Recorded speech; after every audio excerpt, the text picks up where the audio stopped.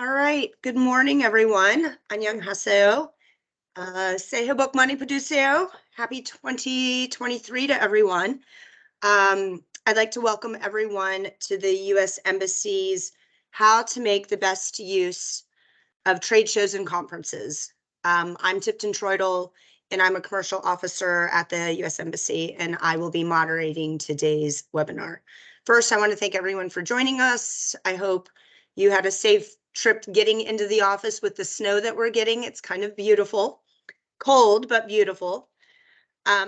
Before I really get started, I want to mention to everyone on that the webinar is being recorded. So if you have any problems with this, please sign off. Otherwise, know that it's being recorded.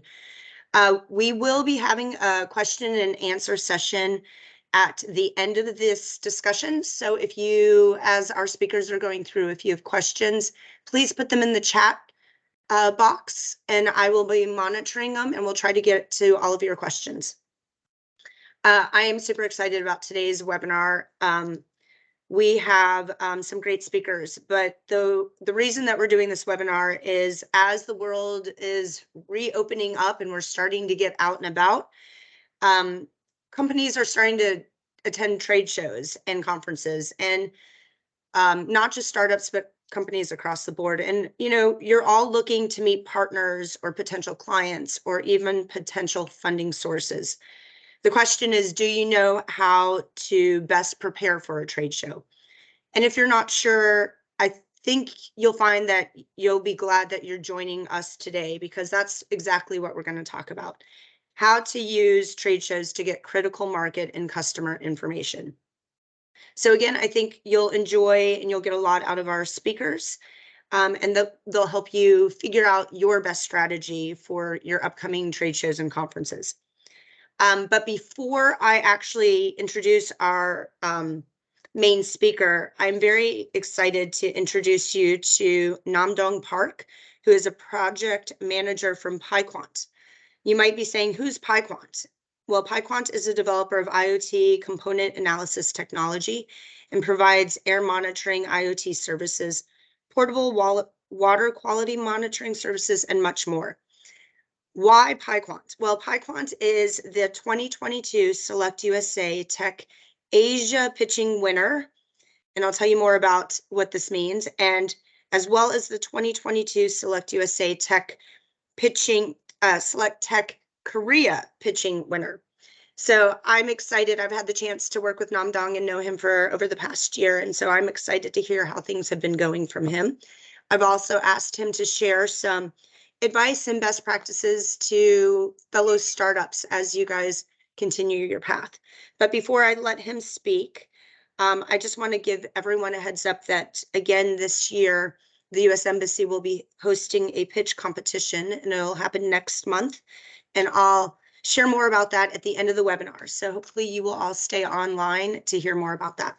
So if you guys wouldn't mind, could everyone else turn off your video except for Namdong, so he can kind of have the whole show for just a couple minutes? And I'm going to have him introduce Piquant as well as tell us a little bit about his path and Piquant's path. Thank you. So, hello everyone, and thank you for inviting me to this wonderful event. And my name is Namdong Park, and I am the project manager in Piquant, and we have won the SelectTech Korea and Select USA regional pitching competition in 2022. And I'm here to share you what our experience was like in the Select USA 2022. And before we start, I will introduce a bit of our company and our technology. We started in 2017, and we developed a device for detecting melamine in powdered milk for babies. And after the incident passed, we expanded our solution to air and water to have impact on other parts of the world.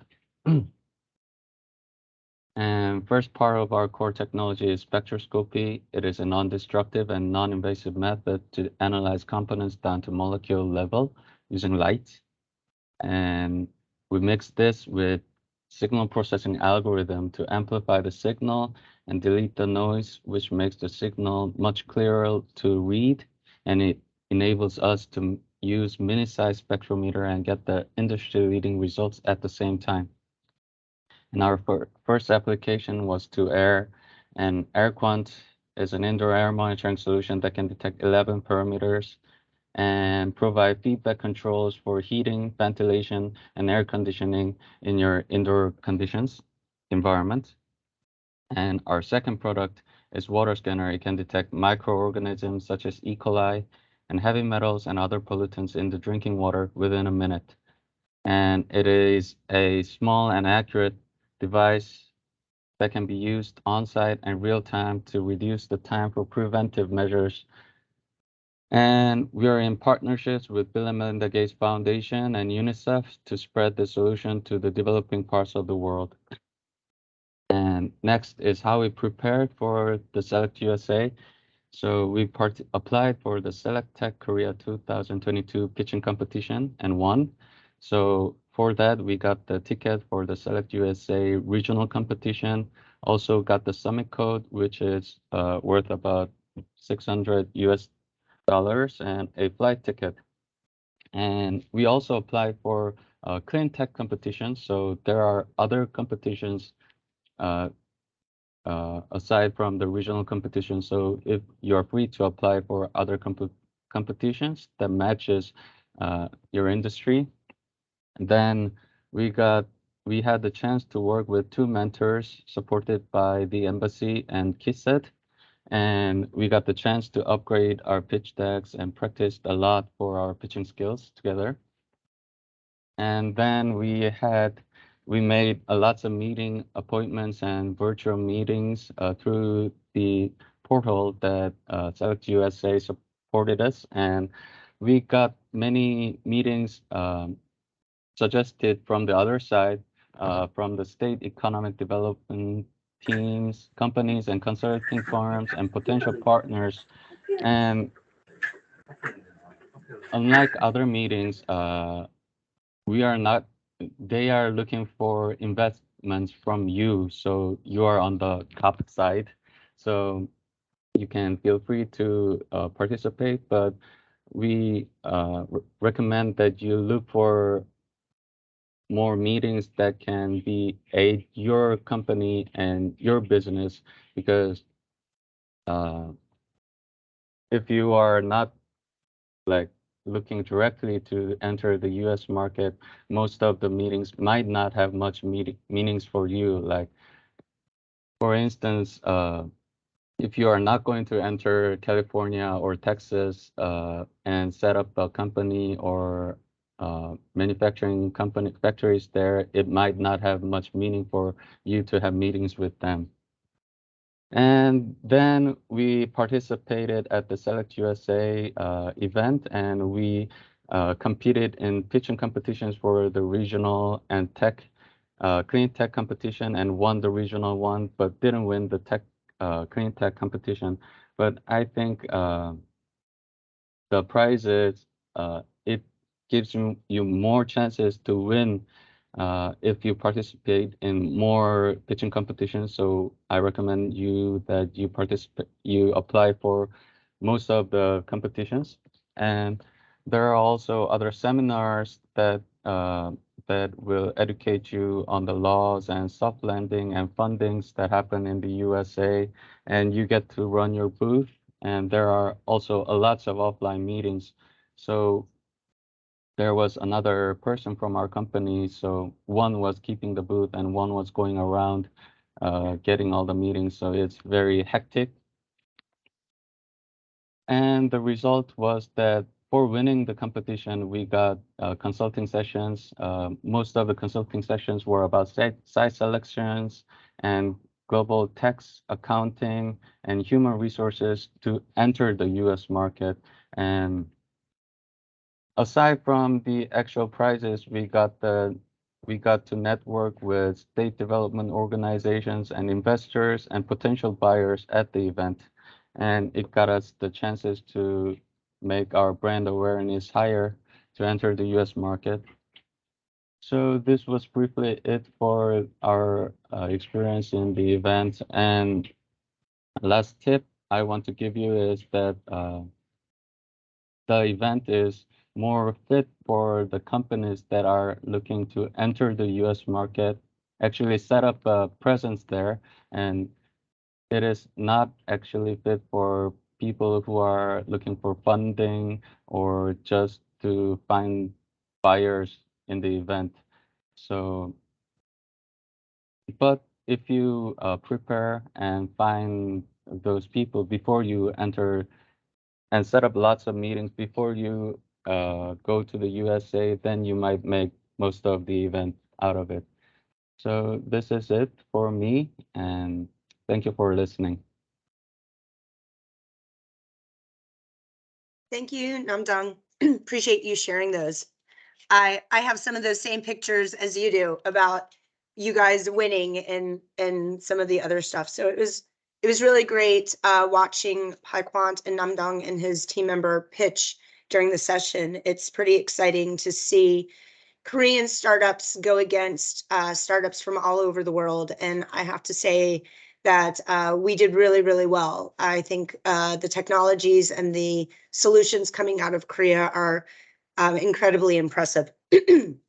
So I hope all of you were taking some notes. And if you have any questions about the Select USA Summit, I'm going to talk a little bit about that later on.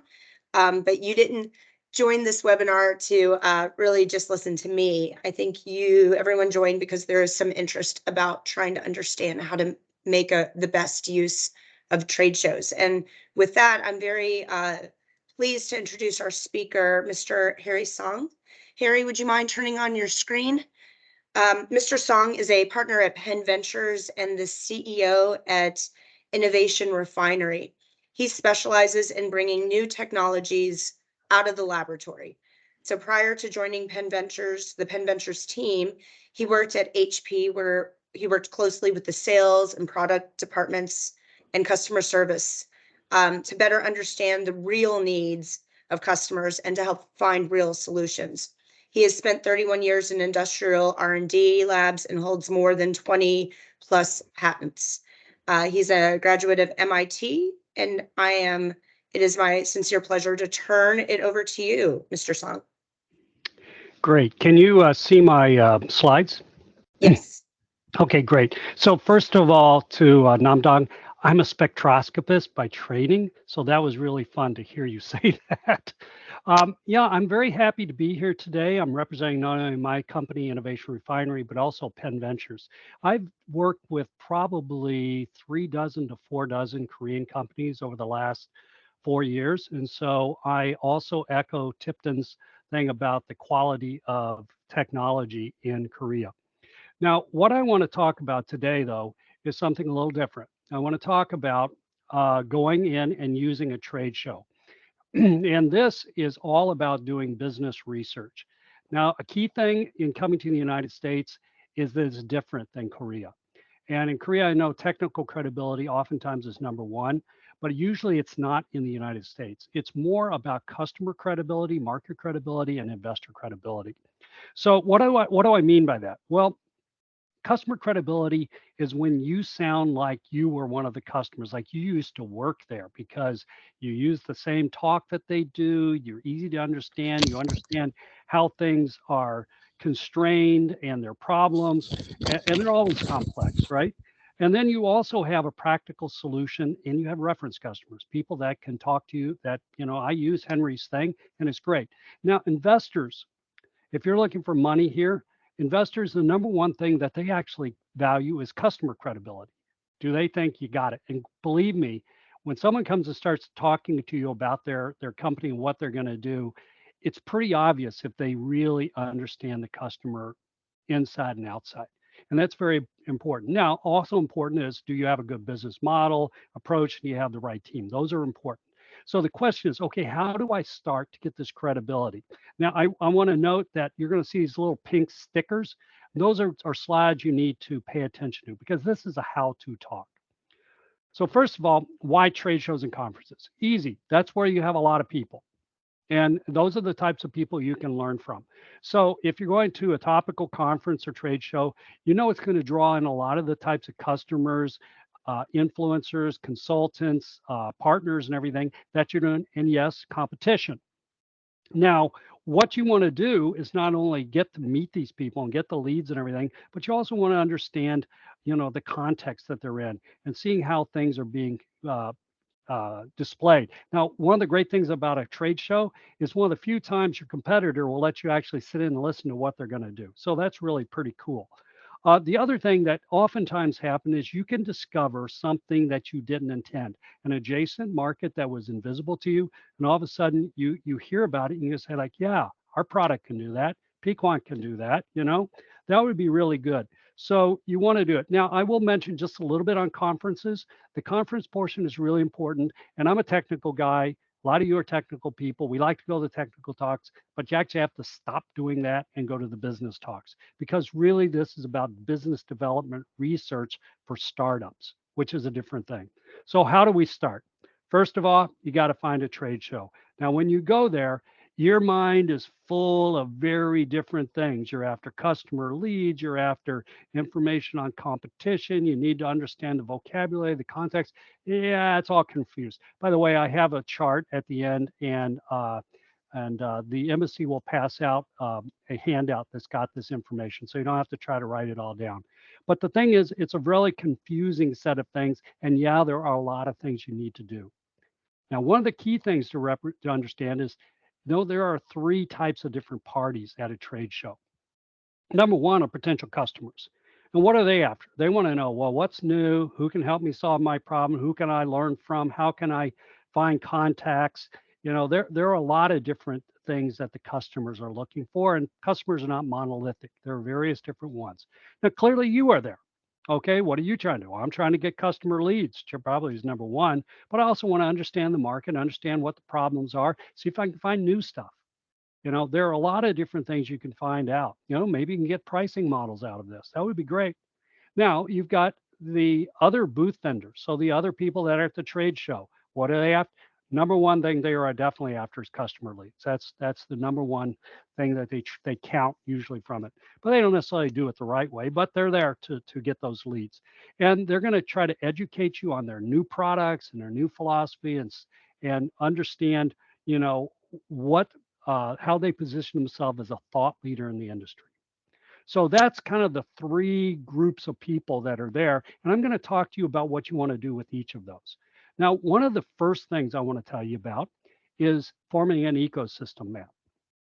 If you've gone out and talked to a customer before, you find out very quickly that that customer doesn't exist in a vacuum. They have people that give them things, the requirements stuff. They have customers, people they give things to.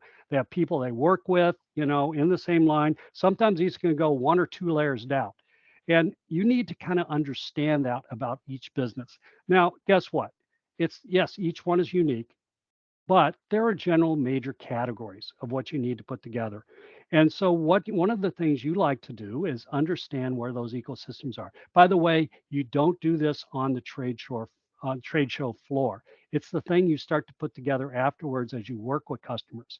Now, as just a tip, if you start to draw these things out, and I oftentimes print them on a big piece of paper and I go and talk to a customer about it, you know that you're making a lot of progress when they ask you for the copy of that. And so they're going to actually go show it because believe it or not, a lot of times the customer doesn't actually understand their ecosystem all that well. Now, once again, you're going to have different ones. So you want to you will have variations on a theme, but it's not going to be 50. It's a few variations. Okay, so now I'm going to go to the trade show and the conference. What do I want to do? Well, first of all, you want to look at the different times that are out there. You can see this time sequence that I show in the middle here, and it's kind of what happens on a trade show. The very first day they open the trade show, you get a ton of people all at first. And then sometimes day 2 is still very heavy, but day 3 and 4 get pretty light. So day 1 and 2 look like on the left. that's when you go fishing. Day 3 and 4, when it looks like, you go hunting. Now, I'm from Kentucky, just like Tipton. And so let me explain this to you. By the way, I know the Koreans love fishing. Every time I went to a water body, there was always someone fishing there. But when you go fishing, you don't know what you're going to catch. So it's actually, how do I find good opportunities? So fishing opportunities are the time when you can learn to sound like a customer. You can get customer contacts. You can understand the context. What is it that they like to do? How do they describe their needs, their limitations? Gives you concrete examples of what's going on. Maybe a war story, something that really went bad or something that was a success. You want to gather all of that type of information, because as soon as you internalize that and you can show it, then all of a sudden they say, hey, Henry's like one of us, so we can talk to him.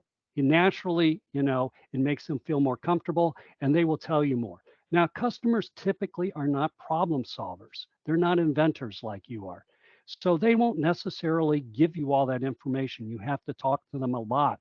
And then all of a sudden a new thing comes out, and another new thing comes out. So there are things that you need to do. The other thing that's really interesting is to listen to how the other companies and competitors position themselves. How do they talk to customers? How do they talk to the market? Because that's really important. Okay, now say, Henry, give me specifics. What am I going to do tomorrow when I go to a trade show? Okay, so the first thing is, it's very crowded on days 1 and 2. That's excellent. Go to a booth that's got something of interest to your product, right? So you don't want to do something that's completely different necessarily. You will see in that booth, there will be people talking to the vendor people behind the table, and there'll be one group that's got like 5 or 6 people all trying to talk to this one person. You want to go up there. Now, your mother probably taught you that it's not polite to listen to other people's conversations. A trade show is an exception. You're allowed to listen to other people's conversations. It's strictly out in the open, right? If they're going to talk about something confidential, they should be somewhere else. They shouldn't be doing it here. But go and find a good conversation, because in a good conversation is where you can really learn a lot. You want to tell, how does the customer present their problem? How do they talk about what are the issues around that problem? Like, here's my time constraints, my budget constraints. I have to do these types of integration, or I need to work with these other groups, or I have this regulatory issue. You want to be doing this, and you must write it down. Write. You will forget. Now, the other thing too is you'll see how the vendor responds. The vendor will say, they'll listen to it, and then they'll try to pitch it in terms of their product. You want to learn how to do the same thing, because you're going to be wanting to pitch in terms of your product. And the best way to learn is, how do they pitch in terms of their product? So you're going to be learning vocabulary, context, and the way of talking to people. And that's very, very, very important. Okay, now what do you do? You've done some of that. You're walking along and you see Henry. Hey, Henry, I saw you talking to Tipton at her booth, and you were talking about the Piquant system, and I thought that was really interesting. I'm very much impressed with your knowledge of that industry. So you see, I'm complimenting Tipton already, or talking to Henry already, and then I'm going to tell them how much I just. Now here's where it's key. If you've been paying attention to them, you could say, like, for example, you mentioned this and this, right? And those things seem to be very important to me, and I really need to talk to you more about it. But I know that you're busy and I'm busy right now. Could I get your card and contact you in a few weeks? And believe it or not, half the time they'll do it. But you need to tell them, you need to talk to them about what they said. They will not necessarily recognize you, but they will listen to what you said and say, like, yeah, I probably said that, right? That means that's good, because this guy that's talking to me paid attention to me, and I'm very important. So they actually took the time to figure that out. So they're probably worth talking to. That's very important. That's showing them respect. You paid attention to them. And by paying attention to them, that means you're probably a more valuable person. Then you can do it. Now, if you're at a local conference or something like this, you can offer to take them to lunch or to dinner. But a lot of times it's just the wrong time to talk to them. So then you say, Henry, when's the right time to talk to these guys? Okay. Do I send them an email right away that minute so they go home and get to it? No, don't. Why? Because they're going to go back to the office. They've been out of the office for 2 or 3 or 4 days. They're tired. They have a zillion other things that they haven't done in those 2 or 3 or 4 days. And their email is, 1,000 messages long. And so they're just busy, very busy. If you put your message into that stream, it's going to probably get lost. Okay. You don't want to do that. So you want to wait. I like to wait 2 or 3 weeks because that gets them the time to actually get through their stuff and they're more approachable. Now you will send them an email and it's very critical. You use the same technique that we talked about on the floor. You want to say, hey, Henry, I saw you were talking to the Piquant booth and you were saying this and that. You want to give them 2 or 3 examples of things that they said. And you want to say, that's really great. I got this. I've got some questions about that. And, I'd like to set up a time, half an hour, where I can ask you a few of these questions. Could I do that? And once again, if you have shown them the respect of paying attention to what they said and you have a concrete type of thing you want to ask them about, great. They will probably actually give you a meeting. Now, if you screw up on that, you won't get a second meeting. But if you do really well on that, they will actually meet with you on a routine basis. And that's very important because then you establish key customers that can help you get into markets. Now, you can also ask them, it's like, that was really good. Do you know other places where I can get more information about? Did you recommend something or do you recommend I talk to somebody else? You'd be surprised the number of times they give you the name of some other person that actually has as much information, or they may refer you to some other person in their own company. But that's the key thing. You're starting to understand how to move around. Now you have primary customer contacts. Okay, now would you do the same thing at the conference session versus a trade show? Very similar, very, very similar. So there, once again, as a technical guy, I like to go listen to the technical talks. Stop doing that here. You're here to get business information. So what do you want to look for? Look for survey talks. Oftentimes these are keynotes that talks about all the different things that are changing over the last year in the industry, the new types of problems that are being solved, and the new types of approaches. And so those things are really good.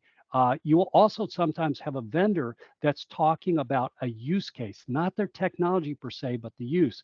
We use graphene to solve this problem with building concrete pipes for water transport that now last 10 times longer and are a third of the weight. Okay, great. They're talking about the use case. You want to understand use cases. Take notes again. But you notice at the end of a session, the speakers go to the back of the room and people come up and ask them questions. That's a perfectly legitimate thing to do. I like to actually wait till the main crowd, ask them questions, and then catch them at the end of it. So I can tell them, hey, look, I'd like to talk more about this. Same deal. Can I get your card? Almost always a speaker will give you their card. If they run out of cards, you can ask, hey, can I just get your email and your phone number? And they'll give it to you at that time. A lot of times, other times they won't give that to you, but they'll give it to you here. And then you can say, okay, I'd like to meet with you later on, talk to you about this type of thing. Once again, you copy things down. And if before you go and talk to them again, if this conference has made a video of that meeting, rewatch their presentation. You'd be amazed how much new information you get from it. Same thing as sometimes there's new product announcements that can be really good. But also, yeah, sometimes there are people in the audience that ask fantastic questions. This is just like the person that's asking a person in the booth this type of thing. And those questions are dynamite a lot of times. You do that and you go find that person as they leave the hall and you say, hey, when you asked that question of Piquant about this, I thought it was absolutely wonderful. Clearly, you know a lot about water quality issues. And I'd really like to talk to you more about it because my customers are having problems with that. Can I get your card? Once again, a lot of times they'll do it. You just have to be specific of what you're doing. Okay, so that's about fishing. I'm fishing for information about customers, their problems, the way they talk, the constraints they have, the issues that are surrounding their buying decision, and also you're hearing how others in the industry who have worked a lot with them, who are vending and selling things, are talking with them. So that's all really good. So you talked about hunting. So now hunting, you're going after a very specific thing. And what I like to do is look at hunting in terms of a set of things. So once again, you're going when the crowds are thin. You don't want to go when there's tons of crowds. And a lot of times what I do is I go around and talk to potential partners that are out on the show. Now, when they have other customers wanting to talk about buying things, they don't want to talk to you. They don't want to talk to you. But if you go around and you see somebody, you just write them down. Go to the Piquant. I see them as an OEM supplier for me, or I see them as a system integrator, whatever. You have these different types of partners you want to talk about. Understand though, if you've ever done a booth, by day 3 and 4, you are exhausted. Your memory is fried. You can't remember half the people. I've seen that guy, but I don't remember what he was talking about. And so it's not a good environment to actually discuss business. But it's a great time to chat with them, especially if you see something in common. And one of the things you do is you see something, you say, well, I'd like to work with your company. Can I talk to your CTO or your product manager on this? And more likely than not, they're not in the booth. But usually most companies will actually keep a stock of their cards under the table.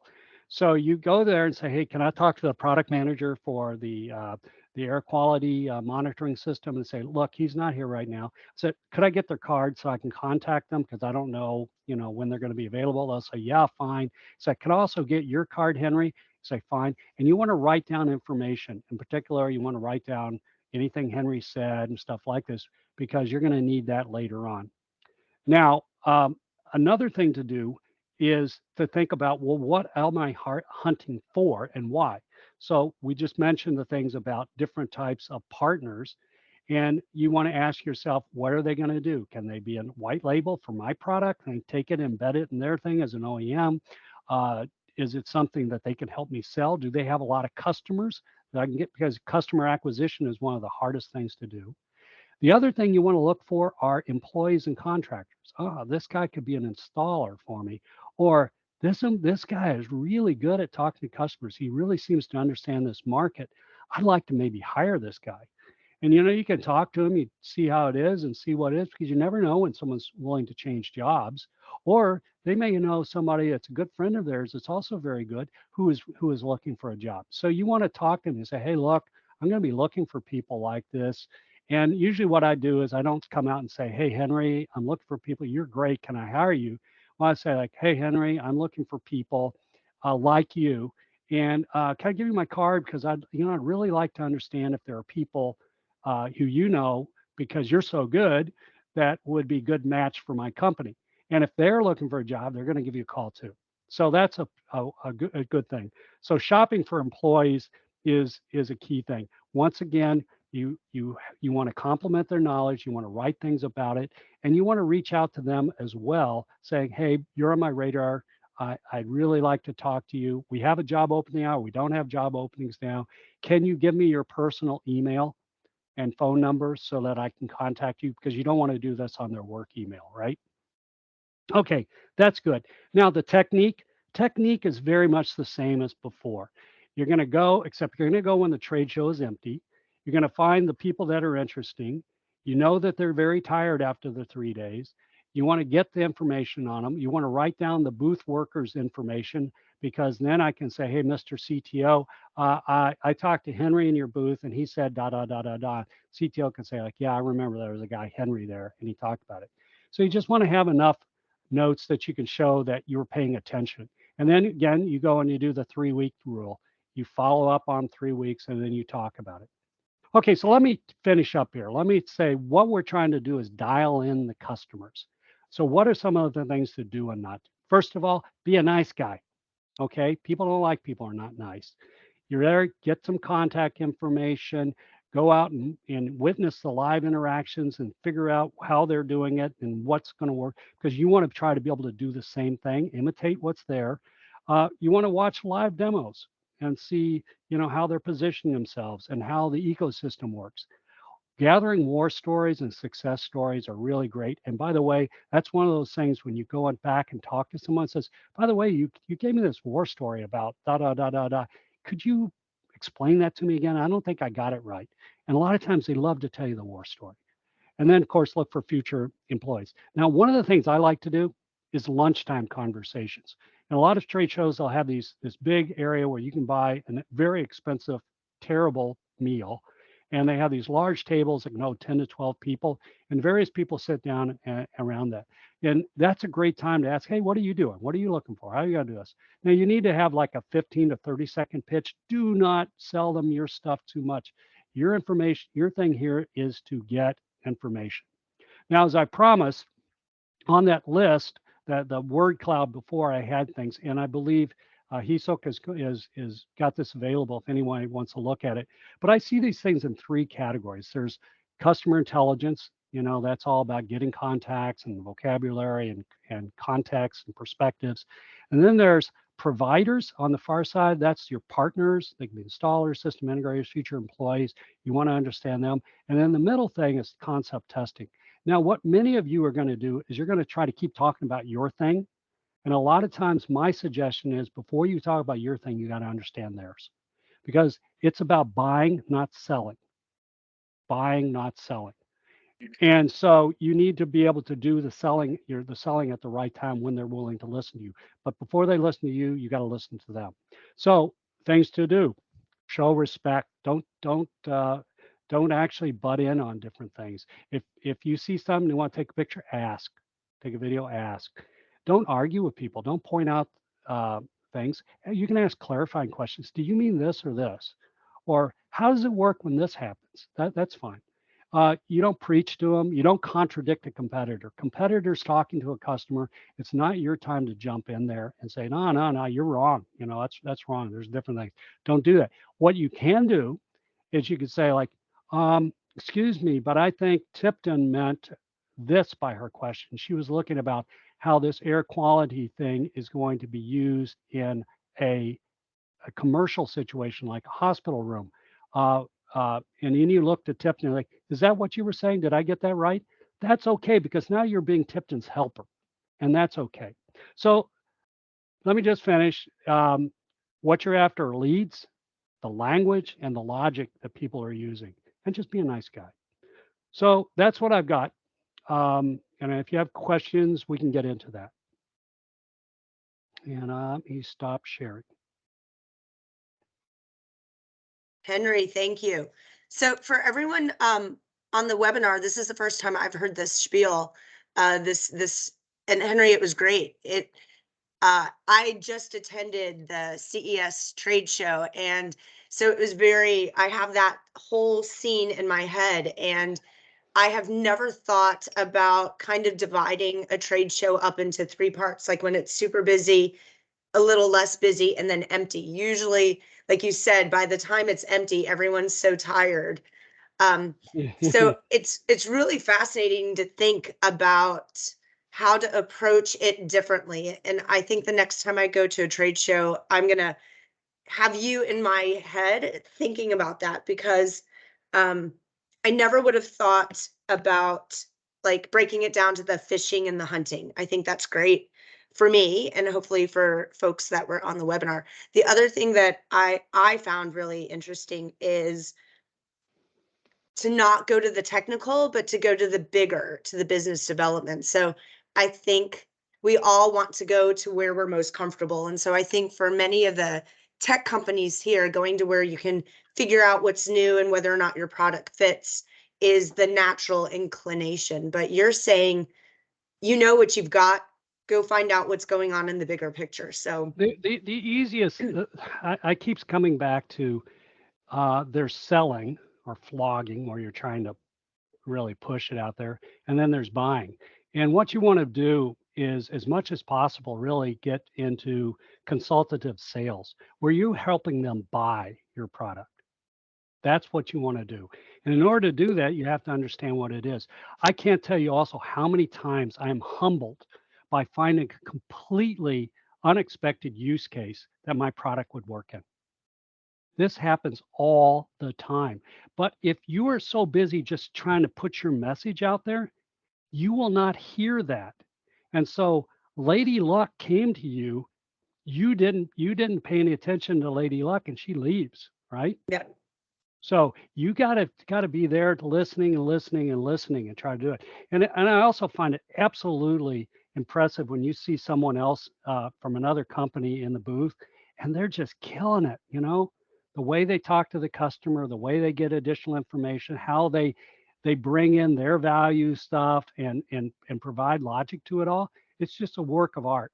You want to be able to do the same type of thing, right? You want to get to that because a lot of times you're just so caught up and I've got to sell my thing and my baby that you lose track of the fact that, maybe you have to put different clothes on the baby.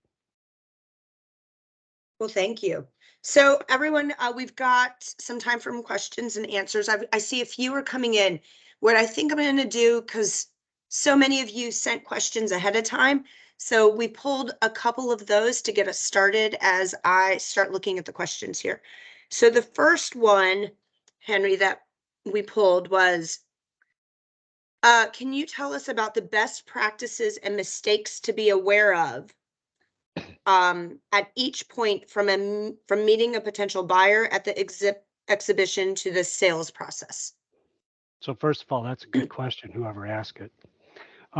Yeah, so the very biggest problem that I see you will have is not capturing the information of the customer's real wants and needs, and trying too hard, as I said before, to do selling.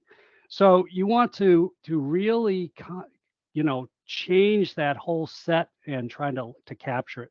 That's why I call it business research, right? The other thing is that I don't know about you, but I have a hard time talking, listening, and taking notes. So if you can't have a helper there, you're sitting there, scribbling notes down as fast as possible. And the other thing that, there's so many things to this. What happens if you're trying to communicate at the wrong time?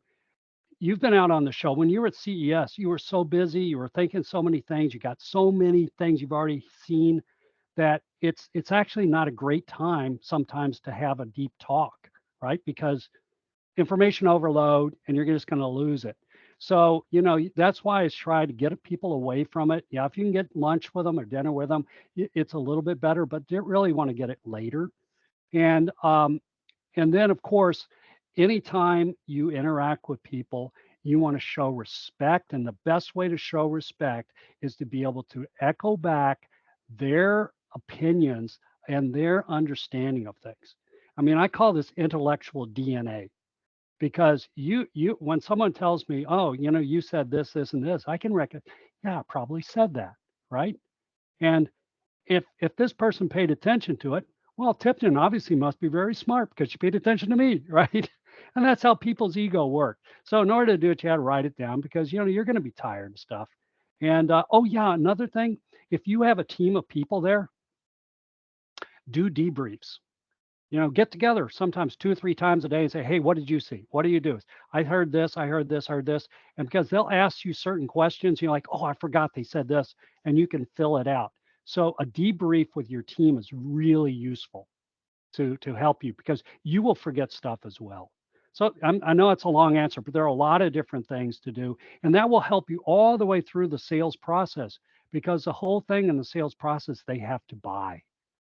And the key thing is they want to know that you're a very credible vendor. You have a solution that works for them. It doesn't have to be perfect, right? But it has to be good enough. And they have to trust that, you actually know what's going on. You're going to be there for them. Got another one? I do. I'm going to jump around a little bit. So there are many networking sessions during exhibitions and shows. Mm-hmm. And I'm wondering how to effectively communicate and network with people during the session. And I fully agree with this. Networking can be very overwhelming. Yeah. So, I think that what you have to do is ask yourself, what am I trying to get out of a specific networking situation? There might be times in networking, it's a great time to sell your company, what you're doing, right?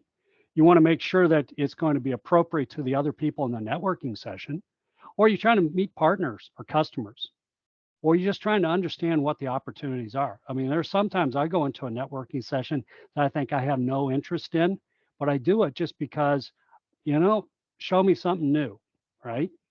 And those types of things can be very valuable. So you have to understand what you're going to do. Now, when you go to talk about your own stuff, it's not a 3-minute pitch session, guys. 30 seconds, short and sweet. You have to kind of cut to the main thing, and you need to make it memorable because if you're talking, AI this and, Bitcoin and it's going to go right over, right through their head. They don't pay any attention to that. But if you have something that's like, I'm trying to solve world hunger, right? Okay, boom. Okay, that's a big one. Or with what Piquant did, the first thing about examining melamine in powdered milk, that's a big deal. We started this by trying to find melamine contamination in powdered milk to save babies' lives. Boom. You're going to remember that company, right? Boom. You're going to remember. So you got to get there with something that's going to be memorable for them. And you say, and so now we use that and we do all kinds of measurements that are helping people in the world. So that's one of the things. Now, also, if it's a networking session, a lot of times they're at the end of the day and they serve a lot of beer and wine. Guys, you got to remember, people are tired of drinking beer and wine. So you have to limit your expectations of what that's going to be.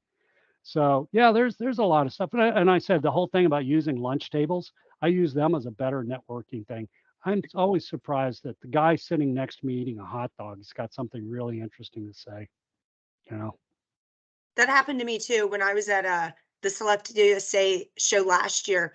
I had a couple minutes to myself and I was like, oh, I'm going to get lunch. And I sat down and had the best conversation with someone from Italy, someone from Ghana, and someplace else. And we were all like, it was this great intellectual exercise of ideas. And I think yep. I came back and we started doing stuff. So it was pretty By cool. the way, ask him to say like, Tipton, this has been great over hot dogs, right?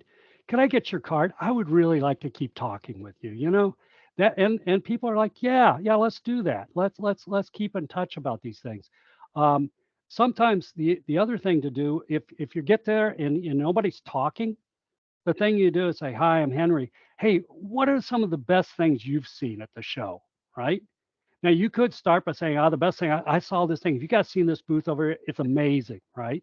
That's great. But you want to minimize your talking because you want them to tell you what they saw. Because once again, they're coming from a different perspective, and you might find something absolutely fantastic in that. So I definitely do that. So networking is kind of funny. But remember, if it's at the end of the day and everybody's drinking a lot of beer and wine, you know, it's best to just ask them about what other things are they doing. So we've got two questions that just came in, and they're kind of in the similar category. It's about your competitor. So how do you best communicate or have a conversation with a competitor if they're visiting your booth? And so I want to couple it with the second question, because there's a little bit of worry about exposing too much of your company information or your product information to your competitors. So how do you do that dance with competitors? If they come to your booth or if you're meeting them and you're chit-chatting after a session, either way. So there's a lot of things. First of all, in your booth, if you have a working demo, you keep that thing far away from the front table. And you can have faked things at the front table because you would be surprised at how many times those disappear. Just warning, don't do that.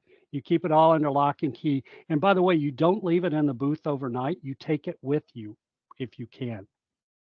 Because I've had this one booth at HP, they stole everything in the booth. All the computers, boom, gone, right? Wow. So when competitor comes to the booth, first of all, you have to look and say, well, who are they? It could be an employee who's actually looking for a different job.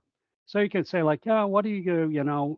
I believe, and this is something I was taught at HP, and I believe very strongly. I always wear my badge and says what company I'm with, right? So they see me and they say, oh, you're a competitor. It's like, well, we're in the same market. I don't know if we're a competitor or not. But when someone's coming to your booth and you think they're there to gather intelligence on you, you have to look and say, are they gathering intelligence because they want to work with me? They want to work for me? They want to work against me? And if they want to work against you, it's like, okay, it's fair. I can go to their booth too, right? So you're like, okay, let me tell you some of the stuff, yep, we're doing a different thing. You just don't tell them all of the details. There's no reason for you to show that you're smarter than they are, especially technically. Nothing with your product.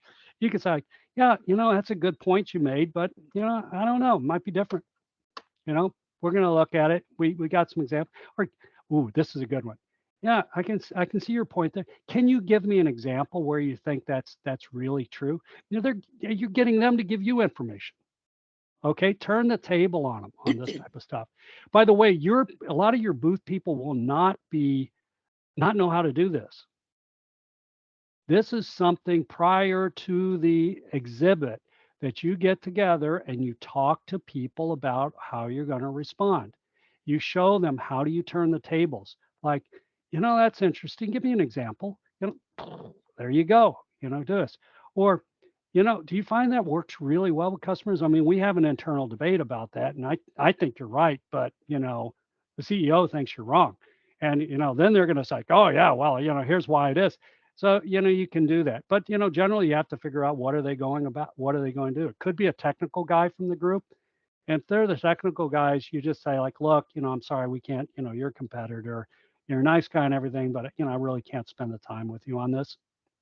I've got something else to do. I need to go get a hot dog. Right. So that's what I would do. Be nice. Be nice, but don't tell them too much. Yeah. And if anything, pump them for information. That's, I think the theme that I'm hearing is use shows to get information, use meetings to get information, use lunches to get information rather than being the outward focusing, use it to build up your market understanding. And yeah, you have, if you have your own booth, sure, you're there to give information and stuff like this. But the key stumbling block companies have, big companies, small companies, is they not understanding the details of the customer and how they sell to them. And the more you know about that, the easier it is for you to sell. It's because they want to buy. That's the key thing. So a kind of a different angle though is the use of PR and media. So you've spent a lot of time talking about getting information, but this is the exact opposite about highlighting and showcasing what your company has. So right. How can these companies, if they want to do the opposite and really try to advertise and build up their brand awareness via media and PR, how can they go about doing that? Think about it. What is the thing that impresses you the most about a product? Usually it's someone like me is using it and they're getting great results, right? So I find one of the things actually I find strange with a lot of Korean companies is they don't do white papers, write up a success story, make a video about it, get words of the customer, and sometimes actually put that customer in your booth, invite them. We're going to pay your expenses to come here. We think you're so great. We actually want to bring you up on a little stage and we want to have a roundtable discussion, a fireside chat. And we're going to do that. And you can completely control the conversation that way. You don't necessarily ask for questions from the audience. But, if you see someone come up on stage, and you've got a couple of nice comfy chairs and you're being nice and you're just say, tell me, Tipton, about the problem that you had. Oh, yeah, we did this. We had these air quality things. And then we brought in Piquant's monitors and they did this. But, it wasn't giving us exactly what we want, but we worked with Piquant and they changed it all. And now they're able to do this. And in the process, we found out we had a water issue with some of our customers. And so we ended up getting their water monitors as well. Bam, this was really great because, we were able to work together. So, if you can do voice of the customer, of your customers, that's really good. Make sure you have white papers there so that you can hand out little videos on your website, things like that, so that you can actually show it. Because, yeah, it's great to see the speeds and feeds and the technical brochures and things like that. People want to know that. But what they really want to know is, well, will this work for me? And so the more that you can have of this, you might have one person there, but you'd like to have multiple different things. And you need your booth people trained to talk about those things. And so you can talk about it and you say like, well, are one of these similar to the problem you have? And they'll say like, yeah, B is. So let's go ahead and okay, let's talk more about that. And let me write down some notes. Once again, pay respect, write down notes. People see when you're writing down notes, they say like, well, obviously they must be good because they're paying attention. So you do that and just, oh, another thing you have to have, a lot of companies don't do this. You have to have a good customer interaction form. What are the key things you want to ask? There's that you make up a Word file. It's a form and of key things that you want to find out from a customer to make sure you get it. And you tell people this is religious. I need this information, right? You can have a free form note field that you can write all kinds of stuff. But here's what it is. Also, if the people are coming to the booth and you say like, look, I don't know that I answered all your questions. And I'm going to give you this card. And this is a special email address where I want you to write us and tell us, what it is, and let me get back to you on that because you owe us a thing. That's that. If think about it, if you go to a booth and they say like, I think you got this right, but I don't know that I have all the right answers, Tipton. So let's write down a couple of the key questions that you have. You write it all down and say like, I'm going to get back to you on that. Now, if you get an email from me 2 weeks later, say, answers to your questions about X, and then you open it up and it says you list the 3 questions, and you say, I think I found out information about these 3 things. I need to get on a Zoom call with you and bring in an expert. What do? You respond, right? And the hardest thing to do is get the customer to respond and not to ignore you.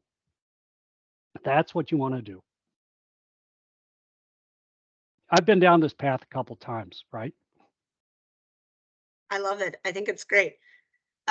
We're getting close to the top Yeah. of the hour, and I wanted to do a quick few sound bites of my own. But Henry, thank you so much. This was great. Certainly. I think you were busy talking, but it was great listening to or reading some of the responses. I think we were most surprised when you said that people like your competitors will come spy on you. I think that got a lot of attention from people here. I think we're not surprised by it, but it was really useful. I appreciate your very practical suggestions on how to approach. Like it's like you have to have a strategy when you go into a trade show. And so maybe even clearly different people wear different hats when at trade show, but you have to kind of have a collective game plan. And I think that's great. And I appreciate it. So folks that are on, if you have any additional questions that are burning that you want, feel free to send Hisok or myself a message and we can get that to Henry. And let's see if he has any other suggestions. But before I close, I'd like to highlight 3 different events that we at the embassy are supporting. The first is our upcoming startup pitch competition, which will be held on Thursday, the 9th. In order to participate in our pitch competition, you first have to apply. All applications are due February 9th. If you click on the little QR code or go to the application listed here, you'll be able to see what the requirements are and what the criteria. If you have any questions, please don't hesitate to reach out to us. It's a lot of fun. We are teaming up actually with Google Korea to host this pitching competition. The winner, similar to last year, the winner will receive a free ticket to go to the 2023 Select USA Investment Summit, and they will automatically pitch. I have to tell you that the stakes are high. The Korea team has won the past 2 years pitching competition, and I'd love to make it a 3rd. So seeking all of you super great, cool solutions and startups, please apply. Our second event is an APEC seminar and pitching competition. This is going to be held in Bangkok. It will be held both in person and online, March 14th through the 15th. As I said, Bangkok is hosting a full day seminar dedicated and focused really on different things that will help tech startups expand into the US. So topics could cover US visas, how to create a US market entry strategy, and how to raise funds. So if you have interest and if you have time on the 14th and 15th, check this out. And see if it's a good fit for you. And it's, you know, you don't have to travel to Bangkok. If you happen to be in Bangkok around that time, check it out. So look into that. A lot of good information is going to be shared during that time period. And my third and last item is the 2023 Select USA Investment Summit. And this is what Namdong was talking about. It's going to be held from May 1st through the 4th. It will be just outside of Washington, D.C. You can check out www.selectusa.summit or click on the QR code. I hope it works. And that'll show you. We are constantly expanding our focus on startups and pitching. And as Namdong said, his event last year was more focused on states. We're trying to expand and make it a little bit more user-friendly for startups. So we got a lot of great feedback from companies like Piquant and others about how we can make it better, and we are constantly trying to improve it. So an hour has come and an hour has gone. So I want to specifically, so here we go. Namdong is sitting right here after winning. The bottom picture you'll see is just a small section of the Korean delegation. We had close to 100 people come with us. So we would love for more people, for you to come join us and be part of our delegation this year. So Namdong, thank you for walking us through and explaining your and Piquant's experiences at the Select USA. Henry, awesome. Thank you for your time and sharing all of your info about the trade shows. And I know that you guys with Penn Ventures will have some other upcoming events. So keep us in the loop, and we're happy to share the additional info and projects that you guys are working on. To all of our participants, I hope you learned a few things and that you feel more prepared to move forward as you tackle those trade shows and conferences. So 감사합니다 and happy Year of the Rabbit. May everyone be healthy and prosperous. Thank you. Thank you. Thank you. Thank you. Thank you.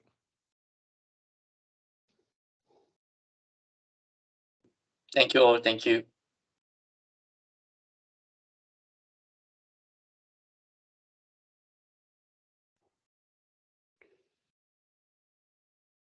Tipton, could I get a copy of the questions in the meeting chat? Sure. We'll pull that together and send it to you. Thanks.